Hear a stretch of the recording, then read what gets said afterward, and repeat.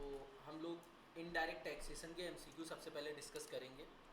इन MCQ की खासियत बताई जाए, जैसे कि आप लोग स्टडी मटेरियल बुक वगैरह में देखते हैं तो बुक वगैरह में काफ़ी सारे एमसीक्यू गलत दे रखे हैं, तो सारे हमने यहाँ पे सही कर रखे हैं। काफ़ी सारी एमक्यूपी वर्कबुक में एमसीक्यू गलत आंसर उनके दिए हुए होते हैं, वो भी हमने यहाँ पे सही कर रखे हैं। और अगर इनको कवर कर लेते हो तो आईडीटी के मोस्टली 7 से 8 एमसीक्यू आते हैं एग्ज़ाम में। वो 7 से 8 एमसीक्यू आप एग्ज़ाम में आपके सही होंगे अगर ये 67-68 पेजेस की पीडीएफ आपने पूरी कर रखी है। इसके अलावा कुछ करने की नीड नहीं। जून अटेम्प्ट के लिए, जून अटेम्प्ट के लिए बिल्कुल इनफ है। इतना कर लिया तो इसके अलावा एमसीक्यू में आपको नहीं बोलना है इनडायरेक्ट टैक्सेशन में। क्लियर? चैप्टर वाइज इसमें दे रखे हैं, तो आप लोग एक एक चैप्टर रिवाइज करके भी कर सकते हैं घर में अपने हिसाब से। करा देते हैं। पहला क्वेश्चन क्या है, under which article of the constitution of India GST council has been constituted. मतलब कौन से आर्टिकल के तहत जीएसटी काउंसिल फॉर्म हुआ है। तो क्लास में भी पढ़ाया था, जो जीएसटी काउंसिल था उसके ब्रैकेट में 279A लिखा हुआ था, याद है? तो 279A इसका राइट आंसर होगा, ये तो पहले से ही पता था। आगे अगर हम लोग बात करें तो power to make law with respect of the GST given by the constitution vide article. मतलब कॉन्स्टिट्यूशन को पावर कैसे मिली जीएसटी बनाने के लिए, ठीक है? कॉन्स्टिट्यूशन में कौन सा ऐसा आर्टिकल था जो कहता था कि जीएसटी लॉ आ सकता है, तो आर्टिकल 246A था, ठीक है? ये सेक्शंस वाली बात है।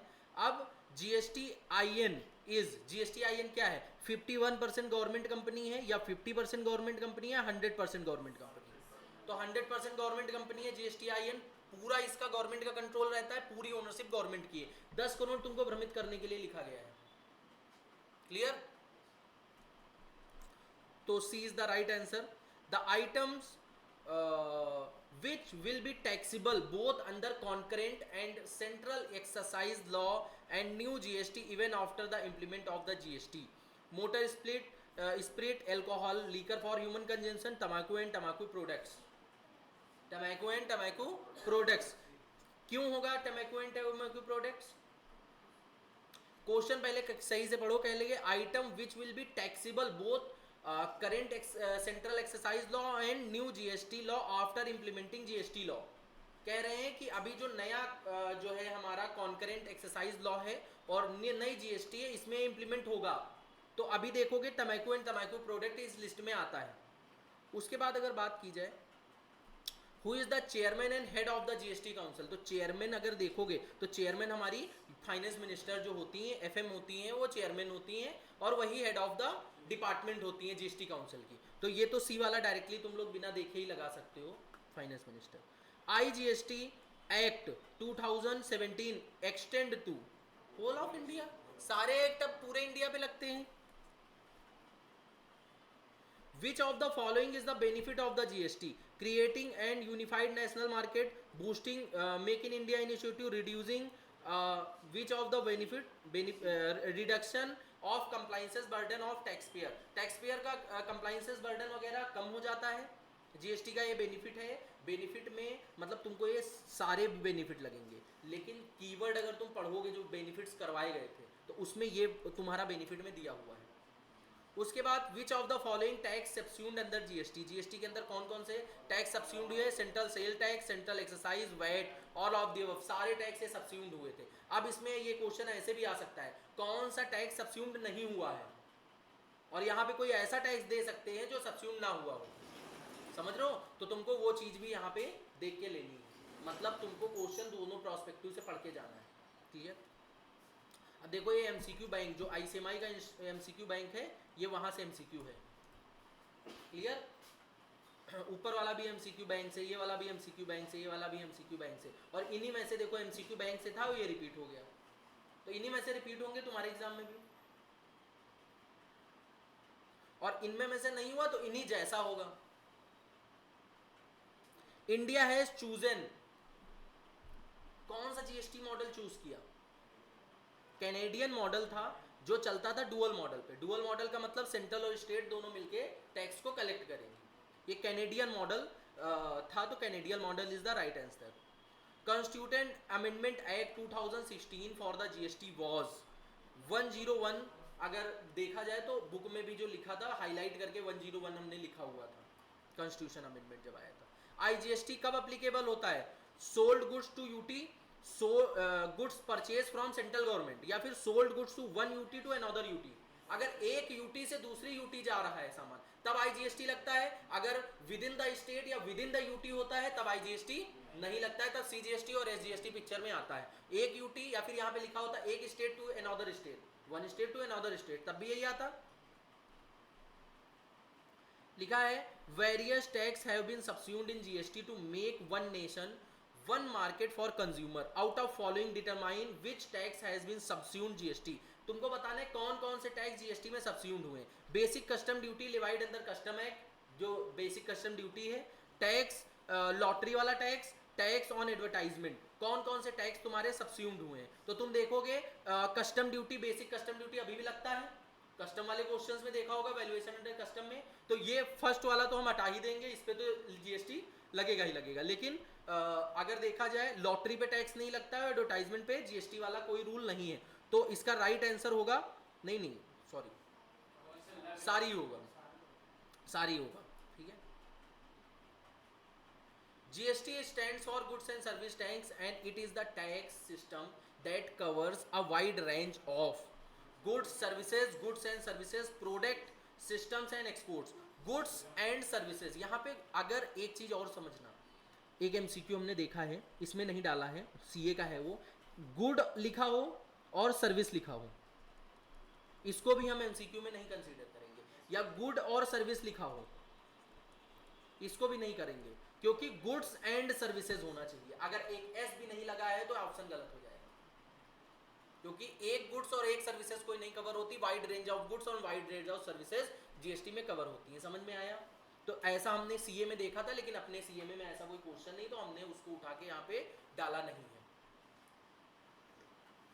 लेकिन हम तुमको पॉसिबिलिटीज बता रहे हैं कि ऐसा भी आ सकता है क्वेश्चन, तो तुमको वर्ड पे ध्यान देना है, मतलब ये एमसीक्यू तुमको रट लेने हैं पूरे। Alcoholic liquor for human consumption is subject to central exercise duty, central sale tax, value added tax, both A and B, या फिर जीएसटी। क्या हम बात करें इस पे, क्या बोलते हैं, alcoholic liquor for human consumption, इसको जीएसटी के प्रीव्यू से बाहर रखा गया है, इस पे जीएसटी नहीं लगता है। इस पे सेंट्रल और स्टेट दोनों मिल के टैक्स लेती हैं, तो यहाँ पे देखोगे आपका ए और बी दोनों, सेंट्रल और स्टेट दोनों टैक्सेस इसके ऊपर लगते हैं, तो C is the right answer, दोनों लोग मिलके टैक्स लगाएंगे इस पे। क्लियर? आगे, the decision is the GST council would be taken by the majority not less than the, मतलब GST council जो डिसीजन लेती है उस डिसीजन का वेटेज कितना होना चाहिए। हमने बताया था सेम एज स्पेशल रेजोल्यूशन, याद है? सेम एज स्पेशल रेजोल्यूशन जो हमारे नोट्स हैं उसमें 75% भी लिखा है, याद है, और 3/4 भी लिखा है। क्लियर? तो 75% कह लो या 3/4 कह लो, मेजोरिटी में डिसीजन होना चाहिए। ये देखो दिसंबर 2023 में क्वेश्चन आया है, अब इससे इजी क्वेश्चन आ सकता है एमसीक्यू में। जो तुमको पढ़ना है थ्योरी में, जो 6 का ए और 6 का बी कवर करके जाओगे, उसी में पूरा चैप्टर के एमसीक्यू भी 1-2 कवर हो जाएंगे। Who will levy and administrate IGST, IGST कौन लगाता है? आईजीएसटी कौन लगाता है? सेंट्रल गवर्नमेंट लगाएगी, और फिर सेंट्रल गवर्नमेंट डिवाइड करेगी सेंट्रल और स्टेट में। टैक्स हमेशा 2 लोगों में डिवाइड होता है, सेंट्रल और टैक्स स्टेट में, चाहे वो सीजीएसटी लगे, आईजीएसटी लगे, यूटीजीएसटी लगे, किसी भी प्रकार का जीएसटी लगे, वो 2 जगह पे डिवाइड होगा। क्लियर? तो लगाएगा कौन? कभी भी अगर एक स्टेट से दूसरे स्टेट गुड्स का ट्रांसफर हो रहा है या सर्विसेज दी जा रही है, तो हमेशा सेंट्रल गवर्नमेंट पिक्चर में आता है, क्योंकि वहां पे 2 स्टेट इन्वॉल्व है, 2 स्टेट में ट्रांसफर हो रहा है, तो कौन सी स्टेट टैक्स लगाएगी ये नहीं पता है, इसीलिए सेंट्रल टैक्स कलेक्ट करेगा और सेंट्रल और जो है स्टेट दोनों जो है डिवाइड करेंगे। अब किस स्टेट को टैक्स मिलेगा वो डिपेंड करेगा प्लेस ऑफ सप्लाई क्या है। पढ़ाया था चैप्टर प्लेस ऑफ सप्लाई, जो प्लेस ऑफ सप्लाई आएगा वो उस स्टेट को टैक्स मिलेगा, क्योंकि एक ही स्टेट को मिलेगा, क्योंकि अगर देखोगे 2 स्टेट इन्वॉल्व हैं आईजीएसटी में। समझ में आया ये? ठीक है, तो ये हमारा जो फर्स्ट चैप्टर था वो यहाँ पे एमसीक्यू में ओवर हुआ। इससे ऊपर फर्स्ट चैप्टर में एमसीक्यू नहीं बनते। क्लियर? ठीक है, तो एक चैप्टर हमारा ओवर हुआ। अब हम लोग करते हैं supply under GST. Supply under GST law which of the following supply are naturally bundled, कौन सी सप्लाई है जो नेचुरली बंडल्ड है। अब इसमें तुमको अंदाजा लगाना है कि कौन सी सप्लाई नेचुरली बंडल होंगी। Pack of school bag, water बोतल एंड लंच बॉक्स, तीनों अलग अलग आती हैं, दोनों साथ में सप्लाई की जाती है कि तुम स्कूल बैग लेने गए, तुम्हें वाटर बोतल भी दे दिया, नहीं दिया ना, कभी दिया है। Rent deeds executed for renting of 2 different floors of a building for the residential and another for commercial purpose to the same person. अगर सेम पर्सन को हम लोग जो है रेंट एग्रीमेंट, रेंट डीड और जो है 2 फ्लोर का एक साथ दे रहे हैं, वो भी एक साथ नहीं आता। रेंट और रेंट एग्रीमेंट दोनों अलग अलग चीज़ें होती हैं और अलग अलग जगह से आती हैं। पैकेजेस ऑफ क्या लिखा है, canned food such as pizza, ice cream and pastry and cake, ये सारी क्या नेचुरली बंडल्ड होती है? नहीं। Laptop along with laptop bag, ये नेचुरली बंडल्ड है कि लैपटॉप अगर मिल रहा है तो लैपटॉप बैग, या फिर फोन मिल रहा है फोन के साथ charger, that is naturally bundled. Clear? Phone के साथ चार्जर मिल रहा है। अच्छा, फोन के साथ अगर कवर मिल रहा है वो नेचुरली बंडल्ड होता है?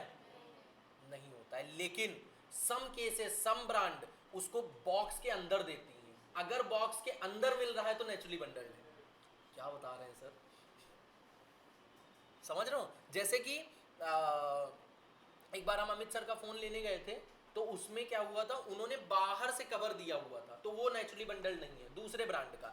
लेकिन जैसे वन प्लस का फोन आता है, वन प्लस के फोन में ऑटोमेटिक अंदर ही कवर निकलता है वन प्लस का, दैट इज नेचुरली बंडल्ड। लेकिन वन प्लस का कवर अगर बाहर से आपको फोन के ऑफर लगा के कुछ दे रहे हैं, मतलब कह रहे हैं हम आपको 150 का कवर फ्री में दिए दे रहे हैं, that is not naturally bundled. Naturally bundled तब होगा जब बॉक्स के अंदर होगा। समझ रहे हो? तो ऐसा कोई अगर केस फंसे, वैसे इतना टफ क्वेश्चन तुम्हारे में आएगा ही नहीं, आ ही नहीं सकता है, लेकिन हम फिर भी बता दिए फॉर बेसिक नॉलेज। समझ में आया? What is the maximum rate of tax under CGST? CGST के अंदर मैक्सिमम टैक्स क्या है? मैक्सिमम टैक्स रेट 40% होता है जीएसटी के अंदर।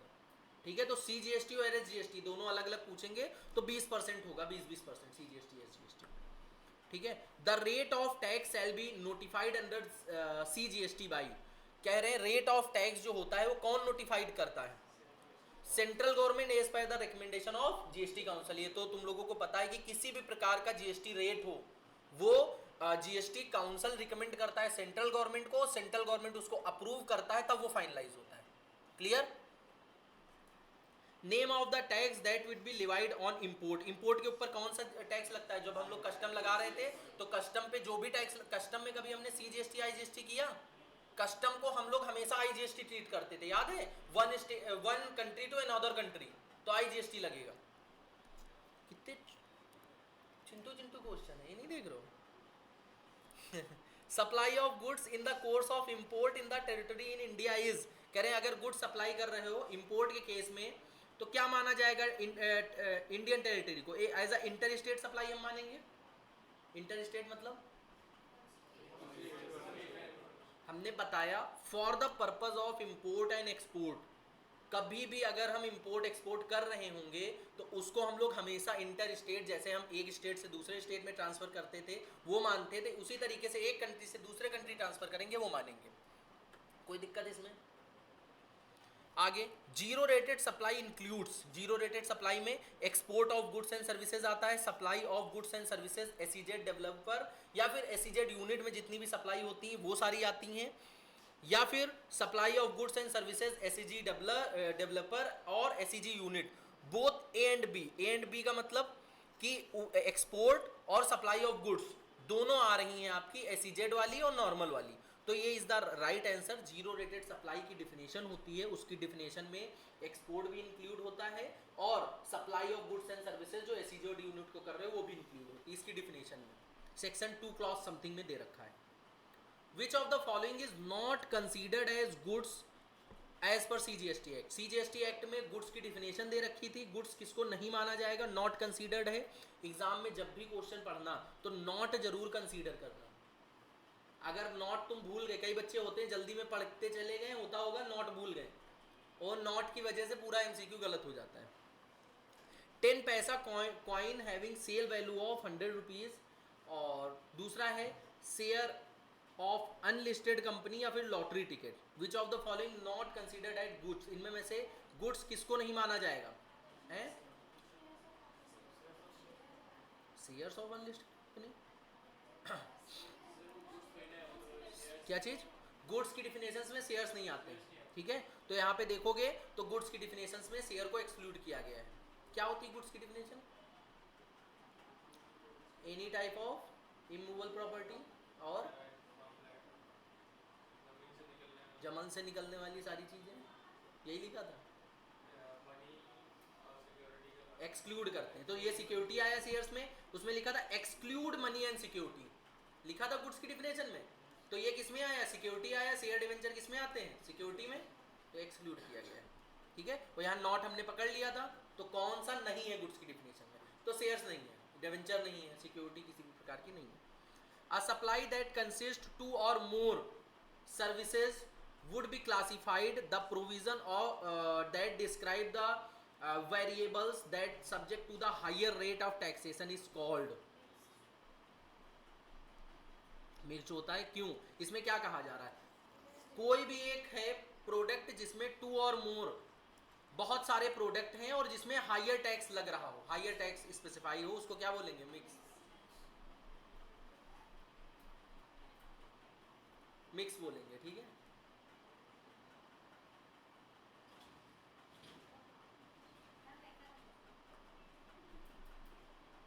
आगे बढ़ते हैं हम लोग।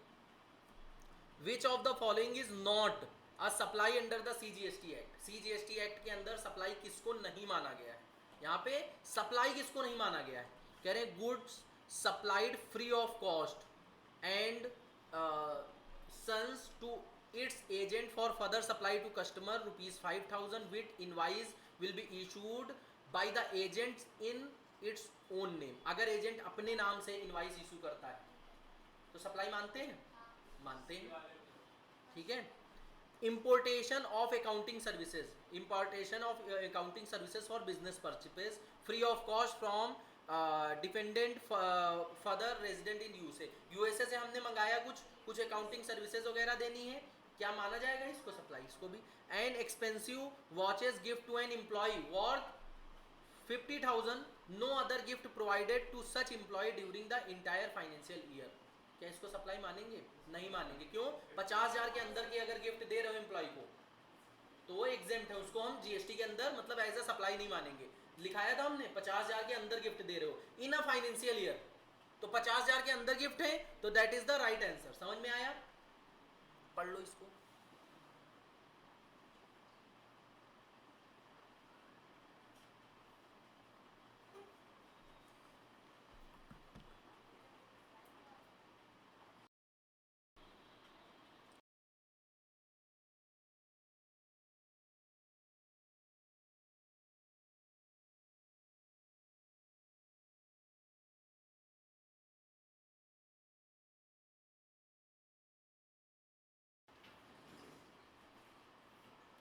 ठीक है। The supply of goods to SEZ unit is treated as the in the hands of the supplier. Supplier के हैंड में क्या ट्रीट किया जाएगा? अगर एसीजेड यूनिट में आप सप्लाई कर रहे हैं तो इसको as a zero rated supply हम ट्रीट करेंगे। जैसे जीरो रेटेड सप्लाई की अभी डिफिनेशन बताई थी, तो उसमें जो एसीजेड यूनिट में सप्लाई करोगे वो भी इंक्लूड होता है। आगे the term supply include, supply में क्या इंक्लूड होता है? सेल, ट्रांसफर, बार्टर सारे होते हैं, डिफिनेशन ही है। Which of the following activities or transactions shall be treated neither as supply of goods nor supply of services? Sale of land को ना सप्लाई ऑफ गुड्स माना जाता है ना सप्लाई ऑफ सर्विसेज। तुम लोगों को सब आता ही है, क्यों कर रहे हो एमसीक्यू? ठीक है। Sale of land and building को ना तो हम सप्लाई ऑफ गुड्स मानते हैं ना सप्लाई ऑफ सर्विसेज मानते हैं। ये सब लोग जो बच्चे शेड्यूल 1, शेड्यूल 2, शेड्यूल 3 कायदे से पढ़े हुए उनको जरूरत ही नहीं है। देख लो प्रोविजन का सारा गेम है, प्रोविजन आते ही कोई दिक्कत नहीं होगी। एमसीक्यू में या कॉन्सेप्ट में क्वेश्चंस में उन्हीं को दिक्कत होगी जिनको प्रोविजन नहीं आते। गिफ्ट्स नॉट एक्सीडिंग कितना था? 50,000 बिना देखे in the value in the financial year by an employer to employee shall not treated as supply of goods. देखो ऊपर इसका क्वेश्चन था एक और 50,000 वाला और नीचे इसका आंसर भी दे रखा है इसमें, तो 50,000 रुपए। अच्छा इसमें कोई आंसर अभी तक तुमको गलत मिला है? नहीं मिला, इसमें नहीं मिलेगा, ठीक है। A hotel provides 4 day 3 nights package with the facility of breakfast, this is an composite supply. Breakfast included रहता है वहां पे होटल में, मतलब वो लोग नेचुरली बंडल्ड है। समझ रहे हो, वो लोग ब्रेकफास्ट वगैरह देते ही देते हैं। Which of the following is are essential elements of a mix supply, mix supply के एसेंशियल एलिमेंट्स क्या होते हैं? Supply is made by a taxable person to the recipient, supply consist two और मोर इंडिविजुअल सप्लाई, मतलब दो या दो ज़्यादा जो सप्लाई होती हैं उनको मिला के एक सप्लाई बनाया जाता है, जैसे एक बकेट है उसमें चिप्स भी रख दिया गया, फ्रूटी भी रख दी गई, ये सारे केक वेक भी रख दिए गए। Supply is made for a single price, एक सिंगल प्राइस उस बकेट का रख दिया गया। तो ये सारी चीजें क्या होंगी? एसेंशियल एलिमेंट्स हैं आपके मिक्स सप्लाई के। इन case of import of goods which types of GST applicable, import में किस टाइप की जीएसटी अप्लीकेबल होगी? आईजीएसटी। वही क्वेश्चन रिपीट हो रहे हैं। क्या है आगे? is a combination of more than one individual supply goods and services or any combination thereof in conjunction with each other for a single price। ये तो मिक्स सप्लाई बोल रहा है कि दो या दो से ज्यादा इंडिविजुअल सप्लाई को मिला दो और एक प्राइस में उसको बेच दो, यही तो कह रहा है। हिंदी में मतलब हमने निकाला है खाली। मिक्स सप्लाई हुआ ना? कंपोजिट तो कैसे? कंपोजिट का मतलब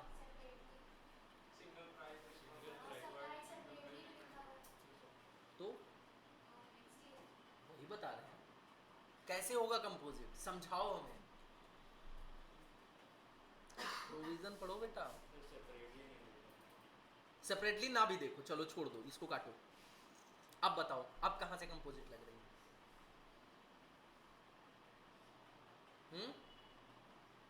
कंपोजिट लग रही है।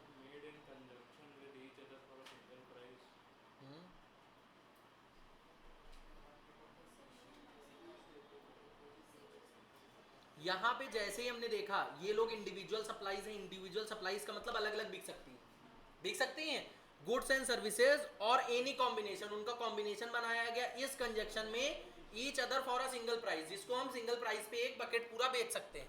Mix supply. आगे वाला पढ़ो ना, तब भी मतलब स्टार्टिंग से हमको तो स्टार्टिंग वाला पढ़े थे तभी हमको पता चल गया था मिक्स सप्लाई है। तुम लोगों का भी माइंड हमसे ज़्यादा तेज होना चाहिए इसमें, समझ रहे हो? क्योंकि हमें पेपर नहीं देना है पेपर तुम्हें देना है। हम तो अगर बुक रख के ऐसे देख के भी बता देंगे काम चल जाएगा, तुम्हें तो प्रोविजन याद होने चाहिए। हमसे ज़्यादा अच्छा आईडीटी और लॉ ये तुम्हारा रटा हुआ होना चाहिए। हम भूल जाए चलेगा, तुम्हें नहीं भूलना चाहिए। तुम्हें महीने भर बाद पेपर देना है, उल्टा होता है, तुम भूल जाते हो। As per provision of section 2107 of the Central GST Act, taxable person means, taxable person कौन होता है? A person who is registered, जो रजिस्टर्ड है वो भी होता है। A person who is liable to registration, ऐसा पर्सन जो लाइबल टू रजिस्ट्रेशन है, मतलब उसका टर्नओवर 10, 20, 40 लाख से ऊपर हो गया लेकिन अभी उसने लिया नहीं रजिस्ट्रेशन। ऐसा पर्सन जिसने रजिस्ट्रेशन ले लिया, दोनों पर्सन इंक्लूड होंगे रजिस्टर्ड पर्सन की या फिर टैक्सेबल पर्सन की मीनिंग में। तो ये आपका देखा जाए तो C is the right answer, both A and B. Clear? ये देखो जून 2024 में आया है, देखो सब, और एमक्यूपी में भी आया हुआ है करीब 1-2 बार।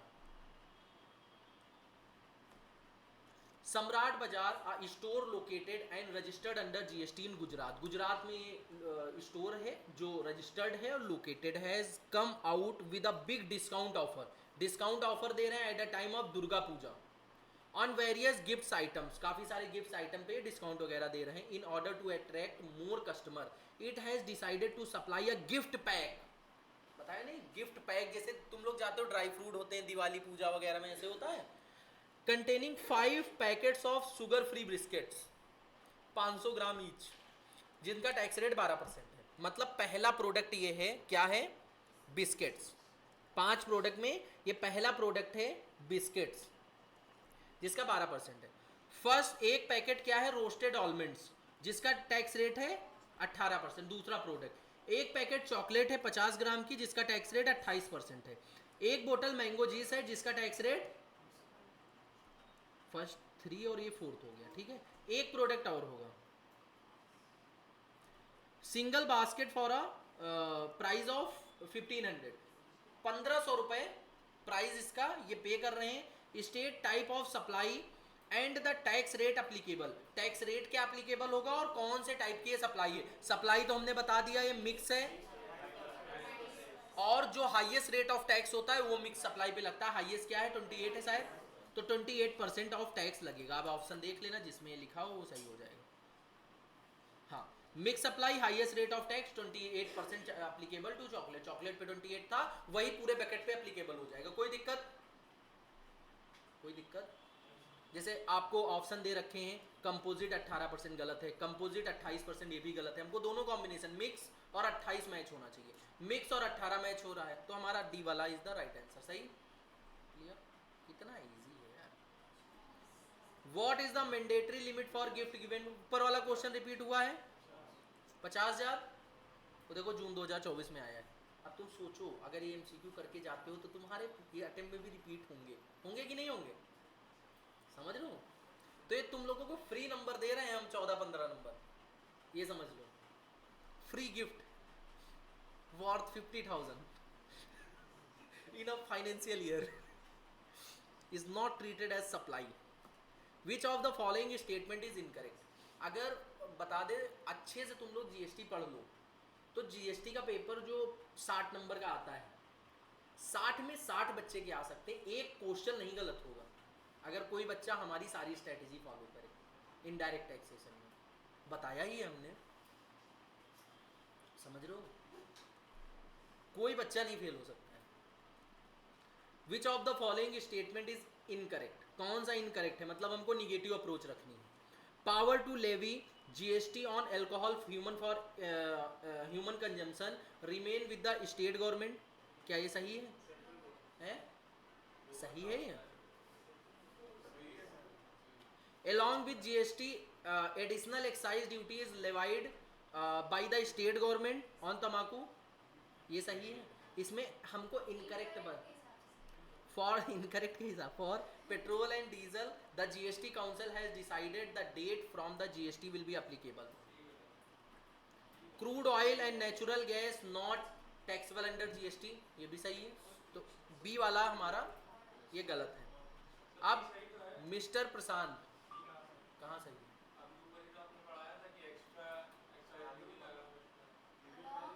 along with लिखा है, along with साथ में, along with का हिंदी में मतलब होता है साथ में।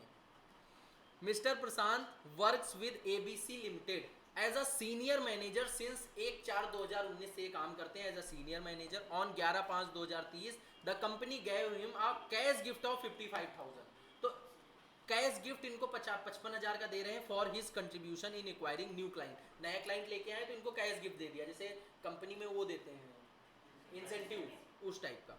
विच of the following statement is correct?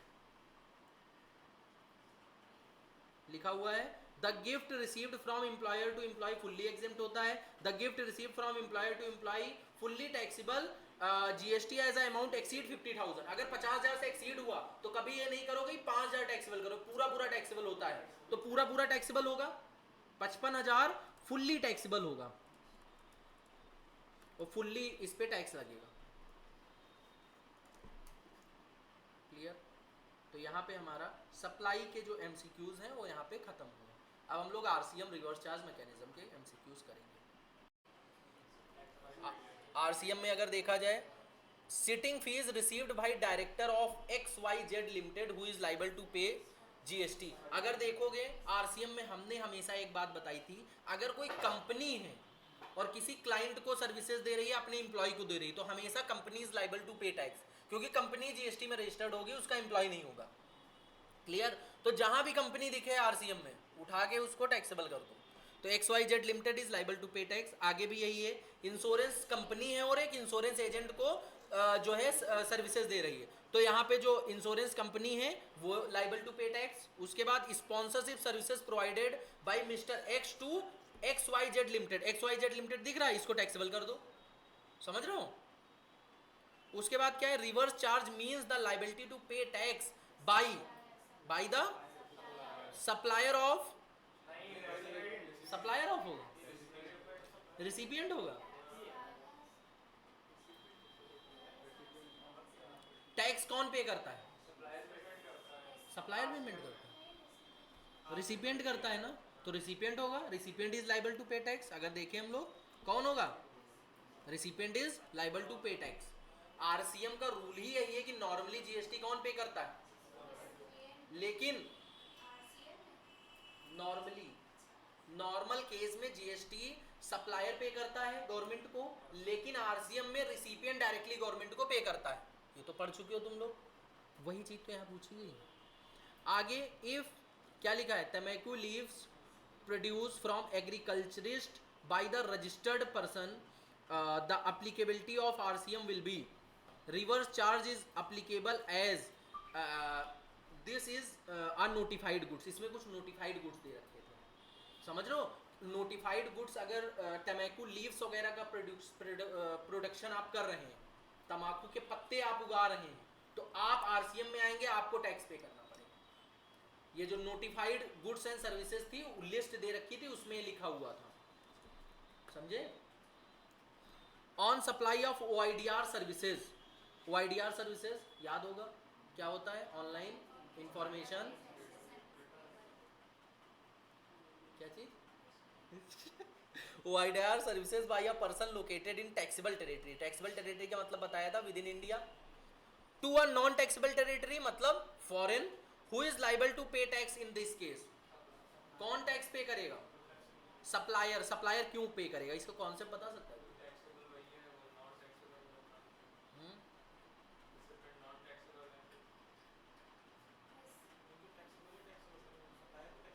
देखो सीधी सी बात है, इंडिया का बंदा है और मान लो फॉरेन यूएसए एग्जांपल ले लेते हैं, यूएसए का बंदा है, इंडिया का बंदा यूएसए को कोई सर्विसेज दे रहा है, तो जो जीएसटी में रजिस्टर्ड होगा वो तो ये वाला बंदा होगा ना, इंडिया वाला। तो इंडिया वाला सप्लायर है, तो सप्लायर ही टैक्स पे करेगा, supplier is liable to pay tax. नहीं समझ में आया, क्योंकि इंडिया वाले बंदे को ही तो गवर्नमेंट जानेगी, जीएसटी डिपार्टमेंट जानेगी वो सप्लाई कर रहा है, यूएसए वालों को कैसे पकड़ लेगी। तुम कोई बिजनेस कर रहे हो और तुमने किसी यूएसए वाले बंदे को कोई गुड्स या सर्विस बेच दिया, तो उसका टैक्स तुमसे लिया जाएगा ना, यूएसए वाले बंदे तो वो नहीं जानते हैं। समझ में आया। Goods transport agency services, GTA जो बताया था हमने, who has not paid tax under at the rate of 9% is covered under. जो टैक्स अगर नहीं पे कर सकता है एट द रेट ऑफ 9%, वो कहाँ कवर्ड होता है आरसीएम में। Zero rated supply means export और सप्लाई ऑफ गुड्स और सर्विसेज और both authorised operation to a SEZ और एसीजेड और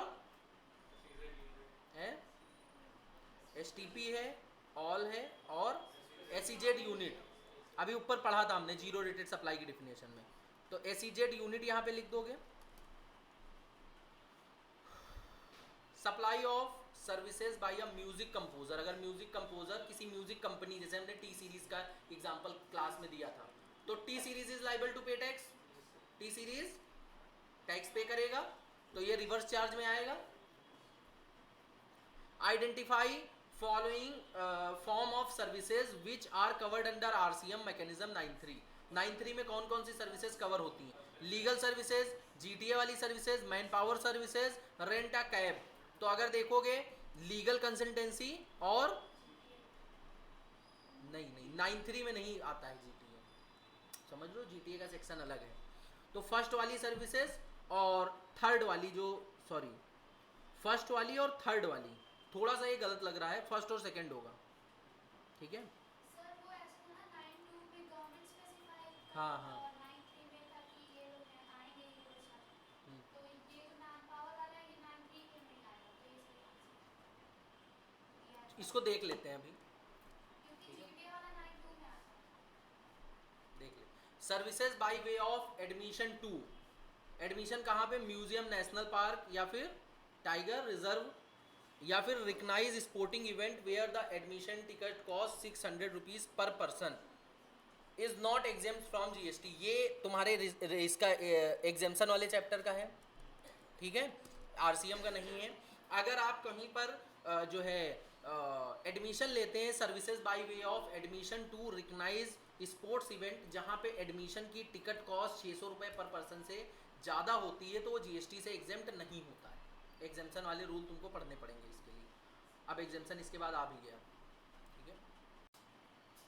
कंपोजिशन स्कीम या composition levy, for a registered person threshold limit of a turnover in the preceding financial year for opting composition scheme is not exceed. ये normal case पूछ रहा है कि अगर कोई एक रजिस्टर्ड पर्सन है और उसको कंपोजिशन में आना है तो उसके लिए लिमिट क्या है।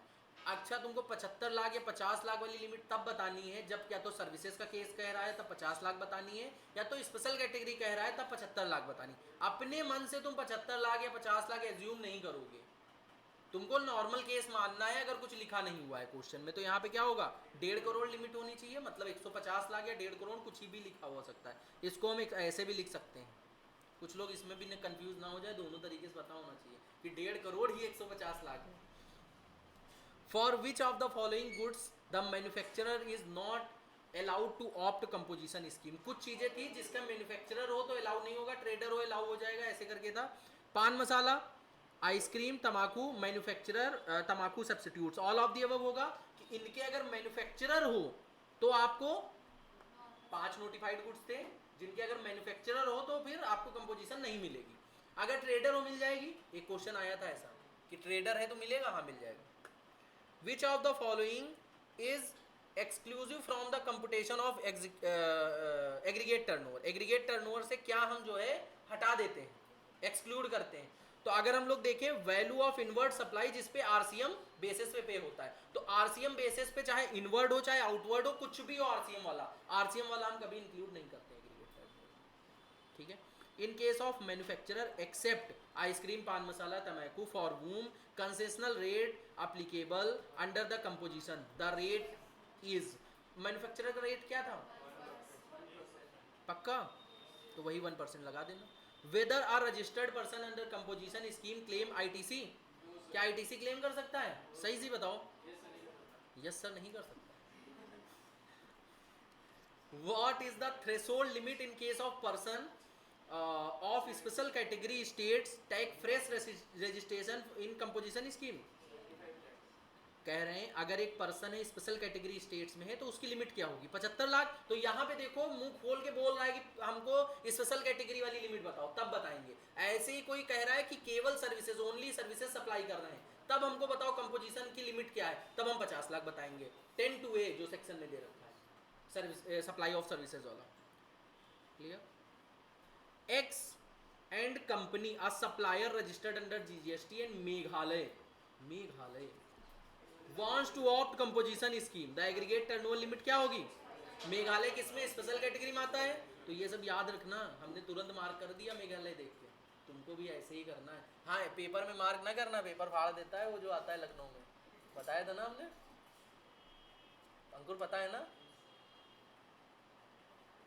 बहुत चिक चिक करता है वो पेपर। अभी जाओगे पता चल जाएगा तुम लोगों को।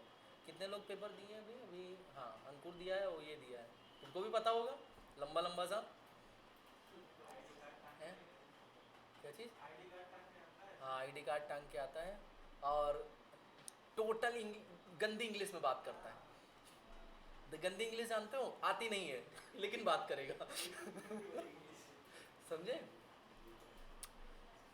The maximum threshold limit for eligibility under composition scheme for the supplier under the 10(2)A, 10(2)A हमने बोल दिया, वो देखो तुरंत आ गया क्वेश्चन, 10(2)A 50 लाख। तो 3 क्वेश्चन तो ऐसे ही हो गए, 1.5 करोड़, 50 लाख, 75 लाख वाले जो तुमको याद रखने कह रहे हैं Mr Nitesh a composition dealer है under the GST exceed the specified turnover to eligible for composition on 1st December 2023, which of the following statement is correct in this respect? He has to intimate the tax authorities and start paying tax under the regular from the first day of the next financial year। मतलब next financial year के first day से 1 दिसंबर को ये composition से ineligible हुए और 1 अप्रैल से इन्होंने रेगुलर में पे करना चालू किया। क्या ये सही है?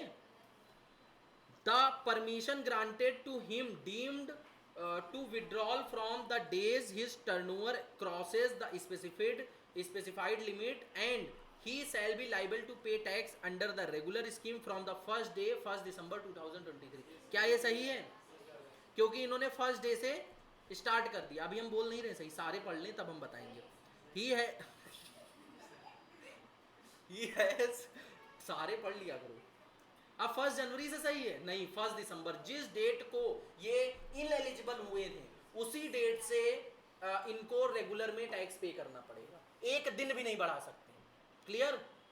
एक दिन भी, यहाँ पे जैसे 1 जनवरी किया हुआ है ये भी गलत होगा, 1 दिसंबर से होना चाहिए। यहाँ पे क्या 1 अप्रैल दिया हुआ है ये भी गलत होगा। ठीक है, तो सही आंसर क्या है? अब आंसर दिखाएंगे, चाहे जितना कोशिश करो दिख जाता है। If a composition dealer wants to withdraw voluntary from composition scheme they he shall file. कौन सा कंपोजिशन में फॉर्म भरना पड़ता है बताया था, क्लास में चिल्ला चिल्ला के बताते थे और नीचे बताते थे तनिष्क का वो भरा भी जाता है, हम ही भरते हैं, याद है? CMP 4, CMP 4 क्वार्टर, क्या हुआ? क्वार्टरली भरा जाता है। A person opting to pay tax under the composition scheme under the GST law needs to file CMP 8 and GSTR 4 monthly annually कैसे भरा जाता है? क्वार्टरली। तो इसमें देखो क्वार्टरली मंथली है, quarterly annually, sorry quarterly annually होगा इसका राइट आंसर। जो सुनो तो सुनो सुनो सुनो, ये होता है GSTR 4 फाइनल रिटर्न कंपोजिशन वाले का, समझ लो, जो एनुअल रिटर्न जिसको बोलते हैं। ठीक है, तो ये CMP 8 जो है क्वार्टरली जाता है हर 3 महीने पे। ठीक है, और ये आपका एनुअल वाला हर साल में जाता है एनुअली। ठीक है, तो यहाँ पे कंपोजिशन स्कीम के क्वेश्चंस हमारे खत्म होते हैं। The time of supply of goods where supplier is liable to pay tax under forward charge. Forward charge लग रहा है यहाँ पे चार्जेबल टू, मतलब इसका तुमको प्रोविजन बताना है। ठीक है, time of supply of goods से सबसे पहले तो सेक्शन 12 आ रहा है पिक्चर में, इनवाइस का करोगे तो सेक्शन 31 सब सेक्शन 1 आ रहा है। Where supplier is liable to pay tax under forward charge, forward charge आ रहा है तो इसका तुमको बताना है date of actual issue of invoice by the supplier, the last date on which he is required under section 31 to issue invoice with respect to the supply, the date on which the supplier received the payment with respect of the supply। D में A B whichever is earlier, तो A B actual invoice की date और invoice जो 31 के according issue हुआ है, दोनों में से अर्लियर वाला, ये होता है 12(2) का प्रोविजन, याद है? और इसमें 12(2) लग रहा है फॉरवर्ड चार्ज और। क्लियर? तो पूरा प्रोविजन अगर याद है तो आराम से कर लोगे, प्रोविजन बेस ही है MCQ, प्रोविजन ही तो पूछ रहा है, उससे क्वेश्चन भी लगेंगे MCQ भी होंगे। तो GST में जितना प्रोविजन दिया गया है प्रोविजन तुमको रट के रखना है। What is the time of supply of goods in case of forward charge? Forward charge में क्या होगा, वही चीज दे रखी है, date of issue of invoice और due date of issue of invoice as per 31। तो अर्लियर ऑफ A और B दोनों मतलब सेम ही क्वेश्चन ऊपर नीचे वाले। Where the goods being sent और टेकन अप्रूवल बेसिस, अगर approval basis sale return basis पे गुड्स बेचा गया है, or remove before supply take place, मतलब रिमूव कर दिया गया सप्लाई से पहले पहले, the invoice shall be issued, invoice का भी इशू होना चाहिए। तो अप्रूवल बेसिस पे हमने बताया था क्या,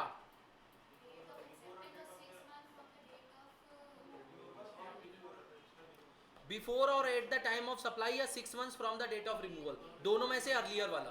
पूरा हमने ऐसे करके चार्ट बनाया था, याद होगा जिसको भी। ठीक है, what is the time of supply of services, services आ रहा है मतलब 13 आएगा। If the invoice is issued within 30 days, अगर 30 दिन के अंदर हुआ है from the provision of services क्या, अगर इनवाइस 30 दिन के अंदर इशू हो गया है तो date of issue of invoice, date on which supplier receive the payment, date of provision of services, last भी देखते हैं earlier of A and B। तो earlier of A and B का क्या मतलब हुआ कि date of issue of invoice, अगर 30 दिन के अंदर इशू नहीं होता है तो हम date of provision of services लेते हैं। नहीं समझे? तो ऐसे करके लिखाया था, इनवाइस इशू हो गया ऑन टाइम और इशू नहीं हुआ ऑन टाइम। तो अगर ऑन टाइम इनवाइस इशू हुआ है तो हमको इनवाइस वाली डेट लेनी है और ये डेट ऑफ पेमेंट तो सेम ही रहेगा, और अगर टाइमली इशू नहीं हुआ तो इनवाइस वाली डेट हटा के खाली प्रोविजन ऑफ सर्विसेज वाली डेट ले लेनी है। जिसको याद होगा प्रोविजन उसके लिए कोई नई बात नहीं है। क्लियर हो? जिसको नहीं याद होगा तो first revise the provision, then you will move on to the MCQ। The time of supply of services in case of reverse charge, RCM supply of services है 13 सबसेक्शन 3 लग रहा है। Date of payment as entered to the books of account of the recipient, date क्या लिखा हुआ immediate 60, मतलब यहाँ पे हमने दिखाया था 61 डेज, याद है। और date issue of invoice by the recipient in case of invoice is to be issued by recipient, अगर रिसिपिएंट ने इशू किया है इनवाइस तो वो वाला इनवाइस होना चाहिए। तो इन तीनों में से अर्लियर वाला हो जाएगा आपका, समझे। आगे बात की जाए, value of services rendered, services की जो वैल्यू है वो 1 लाख रुपए है। Date of issue of invoice 5 October 2023 है। सबसे पहले सर्विसेज है तो 13 लगेगा। एडवांस रिसीव्ड है 25,000 रुपए 20 तारीख को। तो सुनो इधर, एडवांस की टाइम ऑफ सप्लाई वही डेट होती है, तो टाइम ऑफ सप्लाई जो एडवांस की है वो 20 सितंबर हो जाएगी। अब देखो जो 20 सितंबर है मतलब ये ऑप्शन कट गया हमारा पहले, क्लियर, एक ऑप्शन कट गया ना, अब 3 बचे हैं तो तुक्का लगाना थोड़ा इजी होगा, ये बता रहे हैं। अब अगर देखा जाए बैलेंस अमाउंट रिसीव्ड ऑन 7 अक्टूबर, 7 अक्टूबर को बैलेंस अमाउंट रिसीव हुआ, what is the time of supply for 1 lakh, 1 lakh की टाइम ऑफ सप्लाई क्या होगी। तो अगर हम लोग देखें इसमें प्रोविजन कौन सा लग रहा है, सप्लाई ऑफ सर्विसेज का लग रहा है, कौन सा लग रहा है, रिवर्स चार्ज लग रहा है, नॉर्मल लग रहा है, नॉर्मल फॉरवर्ड चार्ज लग रहा है। फॉरवर्ड चार्ज में क्या था, अगर इनवाइस टाइमली इशू हुआ है और इशू नहीं हुआ है। अब प्रोविजन ऑफ सर्विसेज क्या है, सर्विसेज रेंडर्ड की गई हैं, date of issue of invoice 5 October है। Date of issue of invoice और प्रोविजन क्या था, डेट ऑफ पेमेंट, दोनों में से अर्लियर क्या है, डेट ऑफ पेमेंट, क्या चीज, इशू ऑफ इनवाइस अर्लियर है, तो इशू ऑफ इनवाइस आपका वो हो जाएगा 25 जो हजार है उसके लिए तो एडवांस की डेट जो होती है वही टाइम ऑफ सप्लाई होती है, और जो रिमेनिंग वाला है उसके लिए आपका 5 अक्टूबर होगा, दोनों में से अर्लियर वाला, clear. Date of receipts of payment means, date of receipts of payment का मतलब क्या है, डेट आपकी एंट्री हो बुक्स में और पेमेंट क्रेडिटेड या डेबिटेड हो, दोनों में से अर्लियर वाला, तो सी वाला आपका राइट आंसर होगा। सब प्रोविजन दे रखे हैं, चलो ठीक है, ये वाला हमको करके बताओ, इसकी टाइम ऑफ सप्लाई आंसर नहीं लिखाएंगे, थोड़ी मेहनत तुम लोग भी करो।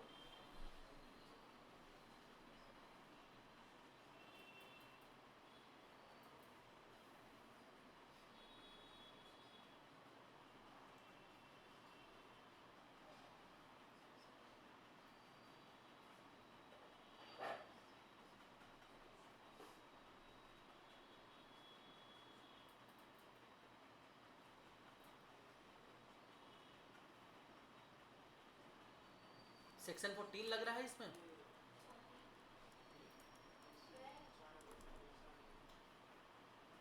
Change in rate of tax, याद है लास्ट वाला सेक्शन, तुम लोग अलग चले गए थे दुनिया में इसीलिए बता दिया हमने।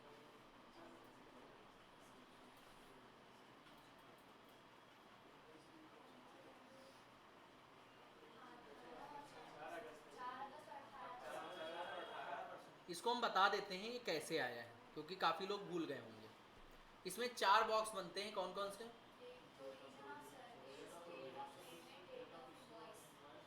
प्रोविजन ऑफ सर्विसेज सबसे पहले होता है, ठीक है, और अगला क्या होता है, और अगला क्या होता है, और अगला क्या होता है, और अगला क्या होता है, बस यही होते हैं।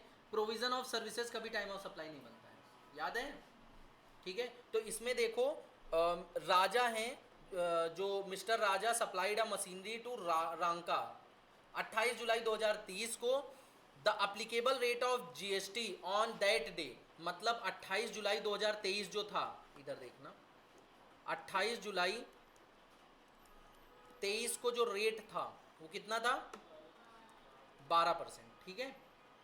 Was effect from the 1 August 2013, the rate of the machinery 18% हो गया। 1 अगस्त को कितना हो गया रेट, 18% हो गया, ठीक है।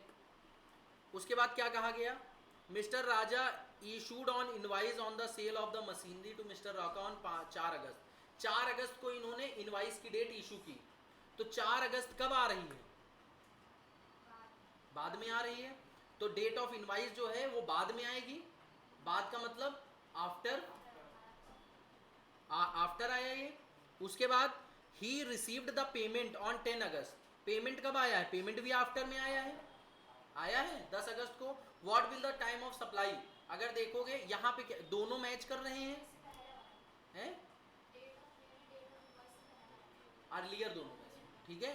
तो अगर ये दोनों मैच कर जाते हैं तो दोनों में से अर्लियर वाला लेते हैं। डेट ऑफ पेमेंट कितना था, डेट ऑफ पेमेंट कितना था 10 अगस्त, और डेट ऑफ इनवाइस क्या थी, दोनों में से अर्लियर क्या है 4 अगस्त आपका टाइम ऑफ सप्लाई होगा। और रेट कौन सा लगता है, जो भी आपका ये सप्लाई आ रही टाइम ऑफ सप्लाई, ये ओल्ड वाली है न्यू वाली, आफ्टर वाली है, तो आफ्टर वाला रेट क्या था, तो 18% is the rate of tax. ये पूरा क्लास में बहुत एग्जांपल के साथ डिस्कस हुआ था, बिफोर आफ्टर, बिफोर आफ्टर, मतलब कॉम्बिनेशन बना के हमने दिखाए थे। सत्यम नींद आ रही है, मुंह धुल के आओ जाके, ठीक है। तो इसमें कौन सा आंसर है, बी शायद, B is the right answer, ठीक है, सिंपल था। Time of supply of goods under CGST act 2017, time of supply of goods अगर देखा जाए तो उसका प्रोविजन बताना है, date of issue of invoice, और जब सेक्शन 31 के अकॉर्डिंग इशू करना है, रिपीटेड क्वेश्चन है, clear. Date of receipts of payment means, ये भी हम लोग पढ़ चुके हैं, अभी रिपीटेड क्वेश्चन है, रिपीट लिखो इस पे। The date of receipts of consideration by the supplier determined based on क्या चीज, क्या लिया, अच्छा, receipts of consideration, date which receipts of payment is entered in the bank account और credited in the bank account, दोनों में से earlier वाला, ठीक है। तो यहाँ पे अगर हम लोग देखें तो टाइम ऑफ सप्लाई के MCQs हमारे, if place of supply in the territorial water, place of supply आपकी टेरिटोरियल वाटर है, जैसे हमने इंडिया का मैप बनाया था बहुत अच्छा, ठीक है, उसके बाहर हमने बताया था कि अगर वाटर में सप्लाई हो रही है, पानी में, तो उसकी प्लेस ऑफ सप्लाई क्या होगी। तो मान लो यहाँ पे अगर हो रही है प्लेस ऑफ सप्लाई, तो उसके नज़दीक में जो कोस्टल स्टेट होगा, जो बॉर्डर पे स्टेट होगा, वो प्लेस ऑफ सप्लाई मानी जाएगी, क्योंकि यहाँ तो देश बने नहीं है जिनका नाम रखा गया हो, तो इनका जो कोस्टल स्टेट होगा, नज़दीकी एरिया होगा, वो अगर कोई भी स्टेट है तो उस स्टेट में प्लेस ऑफ सप्लाई मानी जाएगी। जैसे इसमें दिया हुआ है कोस्टल स्टेट और UT where nearest point of the, क्या लिखा है, appropriate base line is located, जो बेस लाइन से एप्रोप्रिएट यूटी स्टेट जो भी लोकेटेड है वो प्लेस ऑफ सप्लाई होगी, क्लियर है। आगे, if location of supplier in the territorial water, अगर सप्लायर की लोकेशन टेरिटोरियल वाटर है, मतलब उल्टा क्वेश्चन पूछा जा रहा है, देन द जो है location of, then what will be the considered at the location of supplier, supplier की लोकेशन क्या, जो भी नियरेस्ट पॉइंट होगा कोस्टल से वही ट्रीट किया जाएगा उसकी लोकेशन, क्योंकि ये थोड़ा ना कहोगे जो है पानी के बीच में ऐसे करके उसकी लोकेशन है, वो कहोगे जिस स्टेट से वो रिलेटेड है पास में नियरेस्ट पॉइंट, वो उसकी लोकेशन मानी जाएगी। आगे क्या है, एस एन अनरजिस्टर्ड पर्सन है दिल्ली में, अनरजिस्टर्ड है, is travelling from New Delhi to Kanpur, Kanpur जो है उत्तर प्रदेश यूपी, ट्रेन से सफ़र कर रहे हैं, the train start new Delhi and stop at 3 station before reaching Kanpur, Kanpur पहुंचने से पहले 3 स्टेट पे 3 जगह स्टेशन पे इसने स्टॉप किया। The food item were loaded into the train at, क्या लिखा है, अलीगढ़ उत्तर प्रदेश, अलीगढ़ में लोड हुआ। सेकंड में S buys dinner on the board the train determine place of supply, place of supply क्या होगी, न्यू दिल्ली होगी, क्यों, हमने कहा था जहां पे वो खाना चढ़ाया गया, समझो जहां पे वो लोड होता है वही प्लेस ऑफ सप्लाई मानी जाती है, समझ रहे हो, ये प्रोविजन था आपका। तो अलीगढ़ में चढ़ाया गया है खाना, तो Aligarh is the place of supply, समझ में आया। Under the GST law, place of supply of any services when it is provided on board और रेल शैल बी, अब इसका प्रोविजन बताना है, the first schedule point of the departure of the train rail for the journey, place of supply क्या होगी, जो first schedule point होगी जहां पे खाना चढ़ाया जाएगा वो प्लेस ऑफ सप्लाई होती है। As per the provision of GST law, what will be the place of supply when food supplier is registered in Pune is taken on board at Mumbai for the aircraft departing for Pune to Chennai via Mumbai and Kolkata, चढ़ाया कहाँ से गया है, तो Mumbai is the place of supply, तुमको provision से नहीं हटना है चाहे जितना कंफ्यूज करें। Place of supply in case of installation of अगर कुछ इंस्टॉल किया गया है, वेयर इंस्टॉलेशन इज मेड, जहां भी इंस्टॉलेशन हुई है वो प्लेस ऑफ सप्लाई होती है। आगे क्या है, real estate agent in Delhi charges brokerage fees to a company A located in Chandigarh, company कहाँ लोकेटेड है, चंडीगढ़ में, for assistance in getting commercial property, मतलब एक ब्रोकरेज उससे लेता कॉमर्शियल प्रॉपर्टी दिलाने के बदले में, कोलकाता में। Which is the place of supply, place of supply क्या होगी, दिल्ली चंडीगढ़, क्यों होगी चंडीगढ़, कोलकाता होगी, जहां पे प्रॉपर्टी लोकेटेड होगी वो प्लेस ऑफ सप्लाई होती है इस केस में, where the property is located. आगे क्या है, which of the following transaction in inter state supply of goods involving movement of goods, अगर गुड्स में मूवमेंट इन्वॉल्व है, सेक्शन 10 जो पढ़ाया था, ठीक है, इंटर स्टेट ट्रांजेक्शन को, location of supplier is in Bangalore and location of recipient is in Mumbai, location of supplier is Bangalore and place of supply in Mumbai. Question क्या पूछा गया है, which of the following transaction is inter state, inter state कौन होगा, अगर देखोगे यहाँ बेंगलोर है और यहाँ मुंबई है, इंटर स्टेट हुआ, लोकेशन ऑफ सप्लायर बेंगलोर है और प्लेस ऑफ सप्लाई इसकी मुंबई है, place of supply Mumbai, location of supplier and place of supply दोनों की बेंगलोर है तो इंटर स्टेट हुआ ही नहीं, ठीक है, तो बी इसका राइट आंसर होगा। यहाँ से अगर देखो तो आपके प्लेस ऑफ सप्लाई के भी एमसीक्यू खत्म होते हैं। अब हम लोग बात करते हैं वैल्यू ऑफ सप्लाई चैप्टर की। The transaction value for computation of value of supply can be rejected if, transaction value कब रिजेक्टेड हो जाती है, जब buyer and seller are related person या price is not a sole consideration, मतलब condition थी इसमें दो कि प्राइस सोल कंसिडरेशन होना चाहिए और रिलेटेड पर्सन नहीं होना चाहिए, ठीक है, तो ये ए ही हमको पढ़ने में आ रहा है, यही को हम सही मान लेते हैं। Which of the following is not included in the value of supply, value of supply में क्या इंक्लूडेड नहीं होता है, as per section 15 sub section 1, GST नहीं होता है, जीएसटी के कोई भी टैक्सेस नहीं होते। The value of supply should include, value of supply में क्या क्या इंक्लूड होता है, इंटरेस्ट, लेट फीस, ये सब होता है, सब्सिडीज होती हैं, ये होती है, नॉन जीएसटी वाले टैक्सेस होते हैं सारे, मतलब जीएसटी वाले खाली नहीं होते, तो ये सारी चीजें ऐड होंगी, ऑल ऑफ द अबव पे टिक कर दो। लिखा हुआ है which can the transaction value be rejected for computation of value of supply, क्या रिजेक्ट हो सकती है, रिपीटेड क्वेश्चन है, रिपीटेड क्यों है, क्योंकि देखो ऊपर, अच्छा रिपीट हो गया, स्टडी मटेरियल में भी ये दे रखा था, दो जगह दे रखा था, दो जगह पड़ गया। आगे क्या है, what deduction are allowed from the transaction value, deduction क्या दिए जाते हैं, डिस्काउंट खाली माइनस होता है, सब्जेक्ट टू द कंडीशन मतलब डायरेक्ट लिंक टू इनवाइस होना चाहिए, सारी चीजें। रूल 30 एक होता है, क्या होता है, तो रूल 30 लगता है कॉस्ट ऑफ प्रोडक्शन का 110%, 110% लगता है, और CS4 कॉस्ट अकाउंटिंग स्टैंडर्ड 4 के अकॉर्डिंग कॉस्ट ऑफ प्रोडक्शन निकलती है, ये बताया था हमने क्लास में, याद है, सिंपल से है। Tushar and air travel agent who wants to discharge his tax liability as special rate as per rule 32 subsection 3 CGST, how his value of services, booking of ticket, air, वो भी एयर वाला, travel to be determined, air travel का क्या होता है, 5% basic fare domestic air travel और 10% international का, सी, ठीक है, तो ये तुमको याद रखना है, बेसिक फेयर की डिफिनेशन भी हमने लिखवाई थी, वो भी याद रखना है, जब भी क्वेश्चन आएगा 7 नंबर फ्री के देके जाता है, 5% 10% याद कर लो बस। कह रहे हैं the value of supply of goods and services shall be, transaction value कितना इजी दे रखा है, रूल 30 110%, कितना इजी है, खत्म value of supply.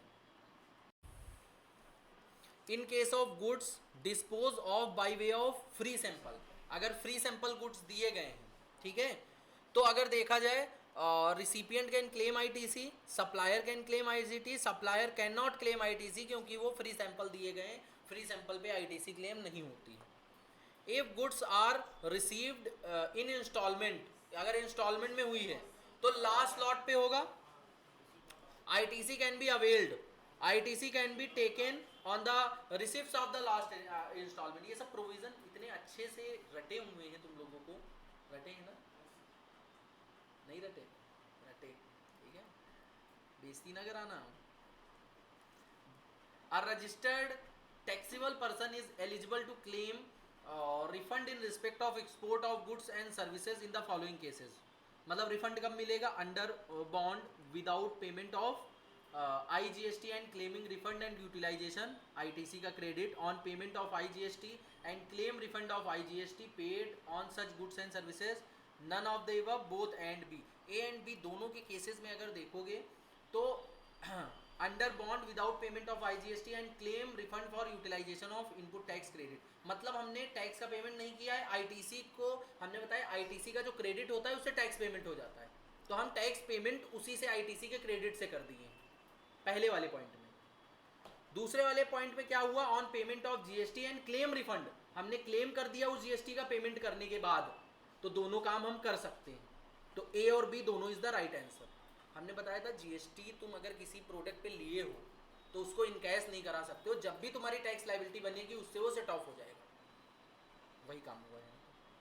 Weather credit on input should be available based on receipt of documents और रिसिप्ट्स ऑफ गुड्स। मतलब जो क्रेडिट पे आपको इनपुट्स मिले हैं शुड बी अवेल्ड, मतलब इनका जो रिफंड या फिर अवेल्ड इनका जो होगा वो कौन से डॉक्यूमेंट पे बेस्ड होगा? Receipts of goods, receipts of documents, both, या फिर either of receipts of goods, या जो है गुड्स भी रिसिप्ट होने चाहिए और डॉक्यूमेंट भी गुड्स का रिसीव होना चाहिए। अगर गुड्स का इनवाइस नहीं है तो ITC ले सकते हो? नहीं ले सकते हो। गुड्स ही नहीं है तो ITC ले सकते हो? नहीं ले सकते हो। तो दोनों चीजें होनी चाहिए। आगे क्या है? विशाल आ गए, विशाल आ गए, समझ रहे हो? अब प्रैक्टिसिंग CA में ये ज्यादा हो गया क्यों विशाल? परचेज दीज 3 लैपटॉप 25,000 के is paid as GST for each laptop in his firm name. अपने फर्म के नेम पे इन्होंने GST कटवा लिया। 2 laptop utilize in his office, office में 2 यूटिलाइज हुए, and another laptop is gifted to his sister, और तीसरा लैपटॉप इन्होंने अपनी सिस्टर को गिफ्ट कर दिया। ITC कितने अमाउंट पे एलिजिबल होगी? 50,000 पे होगी, क्योंकि जो इन्होंने घर उसको हम लोग पर्सनल यूज मानेंगे और उस पर टैक्स लग जाएगा, उसका क्रेडिट मिलेगा क्योंकि वो पर्सनल आइटम हो गया। समझ गया? तो केवल 50,000 का क्रेडिट इनको मिलेगा। कितना इजी है विशाल। गिफ्ट करते हो लैपटॉप, एक सर को भी कर देना, ठीक है। A registered person paid 11,800 inclusive of GST। Inclusive of GST का मतलब इसी में GST भी इंक्लूडेड है। As a motor car insurance charges, supplier can claim ITC, supplier can not claim ITC, recipient can claim ITC, none of the above. Registered person है एक, 11,800 रुपए as motor car insurance के charges दिए हैं। अब यहाँ पे देखोगे अगर देखोगे तो यहाँ पे ITC क्लेम नहीं किया जा सकता। इसका रीज़न क्या है? जो इंश्योरेंस क्लेम के चार्जेस होते हैं, जैसे मोटर कार है तो यहाँ पे ये लिखा नहीं है, ये पर्सनल यूज़ की मानी जाएगी motor car. Motor car personal use की होती है, तो मोटर कार पर्सनल यूज़ की है और पर्सनल यूज़ पे ITC मिलेगा नहीं, तो उसके इंश्योरेंस पे भी ITC नहीं मिलेगा। एक था सेक्शन कि जिस पे अगर ITC मिल रहा है उसकी सर्विसेज में मिलेगा, और जिस पे नहीं मिल रहा है उसकी सर्विसेज में भी नहीं मिलेगा। समझ में आया? जो बच्चे पढ़े हुए हैं क्लासरूम में उनको सब समझ में आ रहा है। The time limit to pay the value of goods with taxes to be supplied to avail the input tax credit, 180 days की लिमिट है ITC को। इतना ज्यादा आता है तुम लोगों को। To claim ITC on capital goods, capital goods पे अगर ITC जो है करना है, it is mandatory to capitalize the capital goods in the books of account. और क्या बैलेंस शीट में लिखोगे तभी तो ITC क्लेम कर पाओगे, लिखना पड़ेगा। आगे question number 9, input tax credit shall not be available if the same is not reflected in the books of the registered person. GSTR 2B में रिफ्लेक्ट होना चाहिए। दोनों मैच करेंगे, परचेज और सेल दोनों मैच करेंगे तभी जो है ITC मिलेगा। पूरी सेक्शन 16 में जो एलिजिबिलिटी कंडीशन थी उसमें लिखाया था हमने। Definition of inputs includes capital goods. हैं? नो। इनपुट्स में कैपिटल गुड्स नहीं आते हैं, नहीं समझे? Under the section 16 subsection 2 of the CGST act, how many condition are to be fulfilled for the entitlement of the credit? कितनी condition? All the condition, सारी condition fulfil होनी चाहिए तभी क्रेडिट मिलेगा, अन्यथा नहीं मिलेगा। सेक्शन 16 सबसेक्शन 2 में सारी कंडीशन लिखी थी कि रजिस्टर्ड पर्सन होना चाहिए, ये होना चाहिए, वो होना चाहिए, इनवाइस होना चाहिए, ये सारी चीज़ें थी। Input tax credit on capital goods and input can be availed in one installment और मल्टीपल इंस्टॉलमेंट हैं, वन इंस्टॉलमेंट हैं। लास्ट इसमें ऑप्शन में है whether depreciation on tax component of capital goods is permissible, नहीं है परमिशेबल। दो में से एक ही चीज ले सकते हो, सीओ। अच्छा, input tax credit is eligible only if depreciation on tax component is not available, same ही है जो हमने बताया। The time limit beyond which if goods are not retained, the capital goods sent for the job work shall be treated as supply. The said time limit is कितनी time limit है? 3 years. Input tax credit as credited in the electronic credit ledger can be utilized. क्या कर सकते हो? Payment of tax कर सकते हो, लेकिन फाइन, पेनल्टी, इंटरेस्ट ये सब खुद से देना पड़ेगा, केवल टैक्सेस का पेमेंट कर सकते हो। समझ में आया? क्लियर? हाँ, 90 लाख से इनका turnover, hence he has opted GST under section 10 for the financial 23-24। 10 का मतलब कंपोजिशन लिया होगा, 23-24 में लिया था।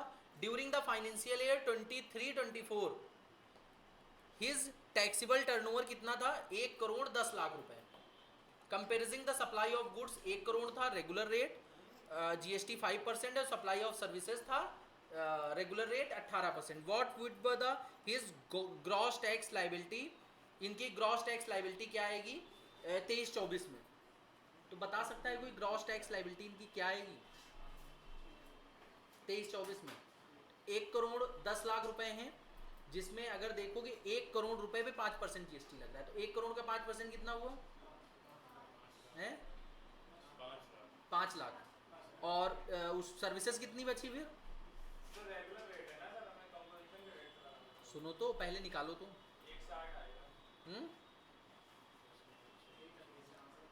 160 आया। किसका? 1 करोड़ का 5% करो पहले, 5 लाख। अब कितना बचा तुम्हारा? 10 लाख। 10 लाख का 18% करो, जोड़ दो दोनों को। 6,80,000। अब हम लोग अगर कंपोजिशन के जरिए चलें तो कंपोजिशन में कितना परसेंटेज इनका टैक्स लगेगा? ट्रेडर हैं ये, 1% करो।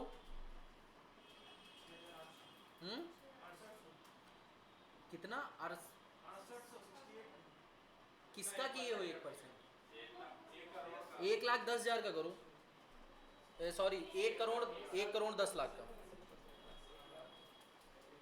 1 करोड़ 10 लाख का 1%, 1,10,000 इज द राइट आंसर। नहीं, सी गलत है इसका। नहीं, 1 करोड़ का नहीं निकलेगा। Input tax credit on account of IGST available to the electronic credit ledger shall be utilize for the tax payment. कह रहे हैं इनपुट टैक्स क्रेडिट अगर IGST वाला अवेलेबल है, हमने जो यूटिलाइजेशन वाली टेबल बनवाई थी, IGST वाला अवेलेबल है तो किससे किससे यूटिलाइज हो सकता है? सबसे पहले तो IGST यूज होगा, फिर CGST, फिर SGST। कितनी तेज बोले हो तुम लोग, समझे? डर गए हैं लोग। ये 11th क्लास से आता है। किसका? बी कैसे होगा बेटा?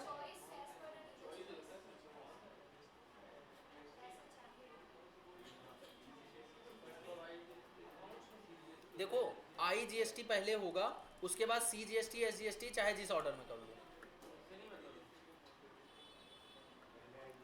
आंसर तुम्हारा टोटल मिला के एक ही आएगा। मतलब अगर तुम देखोगे कैरी फॉरवर्ड वाला बैलेंस है वो तुम्हारा एक ही आएगा, चाहे सीजीएसटी करो चाहे एसजीएसटी करो पहले। लेकिन हमने जो ऑर्डर लिखवाया है कॉपी में तुम वही फॉलो करो एक ही, क्योंकि बुक में देखे नहीं अलग अलग तरीके से अलग अलग आंसर निकाले हैं, वो नहीं करना है तुमको, वो करोगे कंफ्यूज रहोगे हमेशा।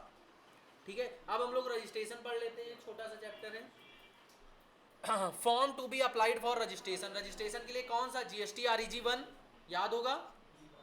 पेन यार चेंज करते हैं, थोड़ा बोर हो गए ब्लू से। What is the validity of the registration certificate, registration certificate कब तक वैलिड होता है, जब तक कैंसिल नहीं हो जाता है।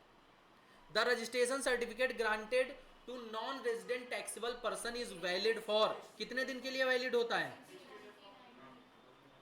days from the effective date of registration period specific registration application whichever is earlier, कितने दिन 90 days। a non resident taxable person is required to apply registration, non resident taxable person है NRTP is required to apply for registration, कितने दिन में उसको apply करना पड़ेगा, at least 5 days from the commencement of business, business start करने से 5 दिन पहले उसको अप्लाई करना पड़ेगा रजिस्ट्रेशन के लिए। Person who is liable to registration under section 22 या 24 shall apply for registration in every state और यूटी, जहां पे भी वो लाइबल है, विद इन कितने दिन के अंदर 30 डेज फ्रॉम द, जब से वो लाइबल होता है वहां से 30 दिन के अंदर हर स्टेट हर यूटी में नोटिफाई करना पड़ेगा उसको। Aggregate turnover limit for opting compounding scheme, compounding नहीं होगा, कंपोजिशन लिख लेना यहाँ 1 पॉइंट। ठीक है, बातें क्यों हो रही बेटा, हाँ बाद में कर लेना। The calculation of the aggregate turnover to decide the taxable minimum turnover will be based on, कह रहे हैं जो कैलकुलेशन होती है एग्रीगेट टर्नओवर की उसकी बेस क्या होता है। तो अगर देखोगे ऑल इंडिया बेसिस टर्नओवर होता है, सारे स्टेट सारे यूटी का हम लोग कलेक्टिव फॉर्म में लेते हैं। सर्टिफिकेशन ऑफ रजिस्ट्रेशन किस फॉर्म में इशू होता है, आरईजी 6 में होता है। ये सारे फॉर्म तरीका बता रहे हैं, ये जहाँ पे एमसीक्यू बुक प्रिंट करवाओगे यहाँ पे एक बॉक्स बना लेना और सारे फॉर्म यहाँ पे लिख देना आरईजी 01, समझ रहे हो, जीएसटी वाले, क्योंकि इन फॉर्मों से एक एमसीक्यू आ सकता है, 2 नंबर तुम्हारे कवर करेंगे सारे फॉर्म, क्लियर, क्योंकि ये रटने वाला काम है, फॉर्म सेक्शन, समझ रहे हो। Dealer who are not eligible for composition scheme, कौन से डीलर हैं जो रिवर्स चार्ज वाले होते हैं उनको नहीं मिलता है, देखो लिखा हुआ है। The term CTP includes, CTP में कौन कौन, person occasionally supply of goods and services state और यूटी, हमने बताया था जिनका कोई फिक्स प्लेस ऑफ बिजनेस नहीं होता है, मेले वगैरह में दुकान लगाते हैं, समझ लो। कैजुअल टैक्सेबल पर्सन, मतलब कैजुअल का मतलब ऐसे ही आगे कभी भी टैक्स पे कर देते हैं। आगे, mister X of Delhi is participating in Hitex furniture expo in Haryana, expo है कोई, यहाँ पे शॉप ऑफ लगाएंगे, पक्का पढ़ने से ही समझ में आ रहा है। Where he has no fix place of business, अभी हमको पता चल गया कौन है ये, सीटीपी है, फिक्स प्लेस ऑफ बिजनेस नहीं है, समझ गए सीटीपी है, हालांकि हम एग्जाम में पूरा पढ़ेंगे। विच of the following services is notified by the government for eco, eco के लिए, ई कॉमर्स ऑपरेटर के लिए कौन सी नोटिफाइड गवर्नमेंट के द्वारा सर्विसेज है। Services by way of transportation of passenger, by radio taxi, motor cab, maxi cab, ये सारी चीजें। Services by way of providing accommodation, hotels वाला, या फिर services by way of housekeeping वाला, सारी होंगी ये सर्विसेज, ईसीओ में तो सारे आते हैं। जैसे हम सबका एग्जाम्पल लें तो इसमें मान लो ओला उबर आ जाएंगे, ठीक है। इसमें अगर बात करें होटल्स वगैरह, इसमें आपके गो आई बीगो ये सारे होटल्स वगैरह आ जाएंगे। अगर इसकी बात करें तो ऐप कौन सा अर्बन वाला चलता है, अर्बन कंपनी आ जाएगा, समझ रहे हो। A hotel owner provided accommodation in Haryana, Haryana में एकोमोडेशन प्रोवाइड करता है through and electronic commerce operator cool trips, cool trips है इलेक्ट्रॉनिक कॉमर्स ऑपरेटर, जैसे गो आई बीबो है, डिफरेंट होटल सबसे जो है अपना कोऑर्डिनेशन करके रखता है। The hotel owner is not liable to get registered as per the provision of section 22 subsection 1 of the CGST Act. Who is the person liable to get GST in case? ECO होगा, क्योंकि जो मान लो make माई trip ऐसी websites हैं ये ECO हैं और इनके जरिए अगर कोई सप्लाई करता है तो ECO is liable to pay tax. Urban company है, अर्बन कंपनी में कोई मान लो बंदा जैसे सेफ वेफ नहीं आते तो सेफ अगर उनके यहाँ सप्लाई कोई कर रहा है तो वो सेफ होगा जो सैलरी पे है वो टैक्स पे करेगा? नहीं, जो अर्बन कंपनी है वो टैक्स पे करेगी। समझ में आया? द फर्स्ट जो टू डिजिट होती हैं जीएसटी आईएन की, वो किसकी होती हैं? स्टेट कोड होता है। कितना अच्छे से तुम लोग जानते हो। Which of the following categories of person shall be required to be registered in respective of size of the turnover? Person who are required to pay tax under reverse charge, non-resident taxable person, input service distributor, all of the above. कैसे all of the above? कह रहे हैं ये ऐसे person हैं जिनमें turnover की जरूरत नहीं है। ये अगर आप सप्लाई कर रहे हैं, मतलब आप आरसीएम में आ रहे हैं, समझ लो, आप जो है नॉन रेजिडेंट है और टैक्सेबल सप्लाई कर रहे हैं। नॉन रेजिडेंट हो तो तुमको टर्नओवर देखना ही नहीं, रजिस्टर्ड हो तब सप्लाई करो। इनपुट सर्विस डिस्ट्रीब्यूटर हो, रजिस्टर्ड हो तब सप्लाई करो, इसमें टर्नओवर नहीं देखना। With how many days a person should apply for registration under the GST apart from provision of voluntary registration? With in 30 days, जब से वो जो है लाइबल होता है। इसमें आंसर नहीं दे रखा है, हम बता रहे हैं 30 डेज ही होगा। When can a voluntary registration can be cancel? Voluntary registration कब कैंसिल हो सकता है? If the person does not start business with in 6 months of the registration. GST का रजिस्ट्रेशन ले लिया, 6 महीने तक बिजनेस ही नहीं स्टार्ट कर रहे हो, बिजनेस का आता पता नहीं, कोई टैक्स नहीं जमा करो, जीएसटी रजिस्ट्रेशन कैंसिल हो जाएगा। Business has been discontinued, business discontinued हो गया। या फिर non filing of return continue period of 6 month, 6 महीने तक आपने जीएसटी के रिटर्न नहीं भरे हैं। इन किसी भी केसेस में आपका जीएसटी रजिस्ट्रेशन कैंसिल हो सकता है। Clear? Lakshman and company Hyderabad is engage to supply of goods and services both which liable to GST, मतलब जीएसटी में रजिस्टर्ड होने के लिए लाइबल है, जिनकी threshold limit up to which it is not liable for registration, मतलब थ्रेशोल्ड लिमिट इतनी है कि ये लाइबल रजिस्ट्रेशन के लिए नहीं है। समझ रहे हो? तो ये लक्ष्मण ये क्या कर रहे हैं? गुड्स भी कर रहे हैं, सर्विसेज भी सप्लाई कर रहे हैं, तो इनकी क्या होगी? गुड्स एंड सर्विसेज की लिमिट 20 लाख होता है। क्लियर? गुड्स एंड सर्विसेज वालों 20 लाख होती थी। Where the application for grant of registration has been approved under the rule 9, कह रहे हैं जब एप्लीकेशन ग्रांट रजिस्ट्रेशन की अप्रूव हो गई रूल 9 के तहत, सर्टिफिकेशन ऑफ रजिस्ट्रेशन कौन से फॉर्म में इशू किया जाएगा? समझ लो, तो सर्टिफिकेशन ऑफ, ये हमने पहले भी देखा था, REG 6 में इशू किया जाता है। समझ में आ गया? तो यहाँ से आपका जो क्या बोलते हैं इनवाइस वाला, सॉरी इनवाइस कह रहे हैं, ITC वाला चैप्टर है वो खत्म हो गया। क्लियर? ठीक है, केवल रीड करना है। Time limit form, annual return is summary of, किसका समरी होती है एनुअल रिटर्न की? 1 का, 3B का, 4 का, सबका समरी होती है आपकी annual return. Payment of tax is required, payment of tax कब रिक्वायर्ड होता है? रिटर्न के पहले या रिटर्न के बाद में? बिफोर और एट द टाइम, मतलब या तो पहले पेमेंट कर दो या तो रिटर्न से पहले पेमेंट करोगे तभी रिटर्न फाइल होगा। आप GSTR 3B फाइल कर रहे हैं, उसमें अगर टैक्स लायबिलिटी निकल रही तो टैक्स लायबिलिटी का पेमेंट करोगे, देन आफ्टर आपका जो है रिटर्न फाइल होगा, चालान बनता है, चालान पूरा पेमेंट होता है। Input tax credit sale not available by a registered person in respect of invoice unless details of thereof has been communicated to the registered person in 2B, GSTR 2B। मतलब हमने बताया ITC तब तक नहीं मिलेगा जब तक जिससे हमने खरीदा है वो अपने यहाँ एज अ सेल नहीं चढ़ाएगा, तब तक हमारे परचेज में वो रिफ्लेक्ट नहीं करेगा। तो अपने यहाँ वो सेल चढ़ाएगा। फॉर्म कौन सा होता है? GSTR 2B। The time limit for filing refund, refund की टाइम क्या होती है? Refund is from the relevant date 2 years, 2 years तक आप रिफंड फाइल कर सकते हैं। जीएसटी का, इनकम टैक्स का नहीं। रिफंड जीएसटी वाला रिफंड आप 2 साल तक क्लेम कर सकते हैं अगर टैक्स वैक्स गया है ज़्यादा। इनकम टैक्स वाली की 1 ही साल टाइम लिमिट होती है, 1 साल से ऊपर रिफंड नहीं ले सकते। All liabilities of a taxable person under the act shall be recorded and maintain in a, जितनी भी लाइबिलिटीज होती हैं टैक्सेबल पर्सन की जीएसटी एक्ट के अंदर में, वो रिकॉर्डेड एंड मेंटेन कहाँ पे होती हैं? इलेक्ट्रॉनिक लाइबिलिटी रजिस्टर में। इलेक्ट्रॉनिक लाइबिलिटी रजिस्टर में जितनी भी लाइबिलिटीज बनती हैं वो सारी लाइबिलिटीज वहाँ पे रजिस्टर्ड हो जाती हैं। The first return shall be filed by every registered person for the period of, जो फर्स्ट रजिस्ट्रेशन मतलब फर्स्ट रिटर्न इसका होता है वो क्या होता है? द डेट जब वो लाइबल होता है रजिस्ट्रेशन के लिए और जब उसको ग्रांट मिल जाता है उस समय जो उसका रिटर्न फाइल किया जाता है वो पहला रिटर्न होता है उसका।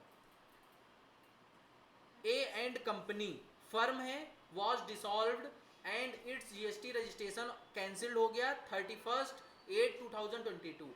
What is the time limit within A and company must file final return from GSTR 10? जी,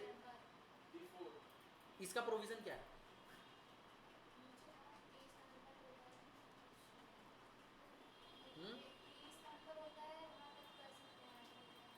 हाँ, एनुअल रिटर्न की डेट होती है 30 नवंबर। 30 नवंबर को करो या उससे पहले करो, ऑन और बिफोर, मतलब 30 नवंबर जो GSTR 10 फाइनल रिटर्न होती है उसकी लास्ट डेट होती है 30 नवंबर। ठीक है, तो 2022 है, तो 2022 में 30 नवंबर 2022 इसकी लास्ट डेट होगी। Jagat and company is a manufacturer of a footwear and it's registered under GST law. It wants to avail QRMP, quarterly return and monthly payment scheme. What is the monetary limit of the aggregate turnover in preceding financial year for availing this scheme? मतलब QRMP scheme avail करने के लिए आपका turnover कितना होना चाहिए? 5 करोड़ का turnover है अगर, तो QRMP आप अवेल कर सकते हैं। पढ़ाया था ये अंडर GST। हम बता रहे हैं फिर से, अगर आपको ये प्रोविजन नहीं याद है, लिमिट नहीं याद, डेटे नहीं याद, तो याद करनी पड़ेगी। इसमें कोई कॉन्सेप्ट वगैरह ऐसे करके नहीं है। Under GST due date of filing GSTR 7, GSTR 7 की ड्यू डेट क्या है? 10th of the following month, अगले महीने की 10 तारीख। फॉलोइंग मंथ का जनवरी का फाइल करना है तो फरवरी की 10 तारीख। Every registered person who is required furnish are written under section 39 subsection 1 of the CGST Act and whose registration has been cancelled shall furnish a final return। कितने दिन के अंदर फाइनल रिटर्न उसको भरना पड़ेगा? 3 months from the date of cancellation or order of cancellation whichever is later। Last date of declaring the details of credit note issued 27/3/2025 for a supply made 12/12/2024। Last date declaring the details of credit note, हाँ credit note की last date आपकी issued हुई है 27/3 को और supply हुई है इसकी 12/12 को। तो इसमें क्या होगा आंसर इसका? 31/12/2025 being actual date of annual return, या फिर being actual date of final return of the month with such credit note has been issued, जब इशू हुआ है वो होगा, या फिर being due date of filing of return month with such credit note has been issued, या फिर D है आपका 30/11/2025 है। तो 30/11 क्या होती है? इसकी लास्ट डेट होती है 30 नवंबर, समझ लो। तो 30 नवंबर लास्ट डेट है, तो 30 नवंबर को ये इशू हो सकता है। Under GST law which of the following shall be discharged first while discharging liability of a taxable person। सबसे पहले क्या डिस्चार्ज होता है? जितने भी प्रीवियस टैक्स पीरियड के ड्यूज होते हैं वो सारे डिस्चार्ज करोगे सबसे पहले। Under GST law due date of filing final return, final return की ड्यू डेट क्या होती है? Within 3 months from the date of cancellation और order of cancellation whichever is. अभी ऊपर ये देखा था एक question. Payment of tax by normal tax payer is to be done on the monthly basis by the, monthly basis पे payment of tax कब होता है नॉर्मल टैक्स पेयर का? 20 of the final month. SGST UTGST credit shall be utilized towards payment of IGST only when balance of IGST balance if ITC in CGST amount is for the payment of IGST not available। अगर मतलब दूसरे head से तब लोगे जब IGST वाला available नहीं होगा। सबसे पहले IGST वाला IGST से होगा, तो IGST अगर अवेलेबल नहीं है तब तुम कोई दूसरा हेड लोगे। आगे क्या है? The taxable person who makes an undue और एक्सेस ITC किसी ने ले लिया तो उसको एक्सेस वाली की लाइबिलिटी आती है, सेल पे इंटरेस्ट उस पे। मतलब अगर मान लो तुम्हारा 1 लाख का ITC है और तुमने 1,10,000 का क्लेम ले लिया तो 10,000 पे तुम्हारा इंटरेस्ट वगैरह लेट फीस वगैरह सब लगेगा क्योंकि तुमने ज़्यादा ले लिया। उसका रेट पूछ रहे हैं, तो 18% रेट बताया था हमने कि अगर एक्सेस ITC ले लेते हो तो 18% का तुमको रेट ऑफ इंटरेस्ट उस अमाउंट पे जितने टाइम के लिए होल्ड किया है। मान लो 2 महीने तुमने वो ज़्यादा पैसा रखा है तो 2 महीने का इंटरेस्ट तुम्हारे ऊपर लगेगा।